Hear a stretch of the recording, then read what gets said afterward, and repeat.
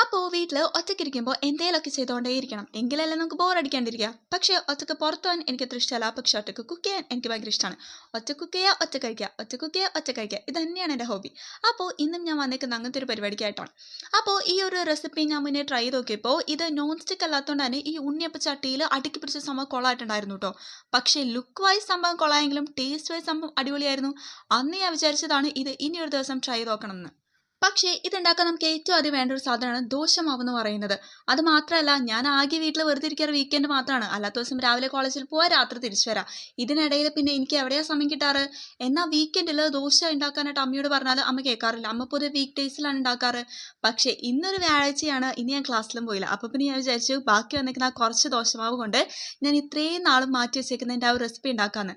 So നമ്മൾ സംഭവം ഉണ്ടാക്കിയൊക്കെ കഴിഞ്ഞിട്ടുണ്ട്. സോ ലുക്ക് വൈസും അടുക്കി പിടിക്കാതെ അടിപൊളിയായിട്ട് വന്നിട്ടുണ്ട്. ടേസ്റ്റ് വൈസും അടിപൊളി.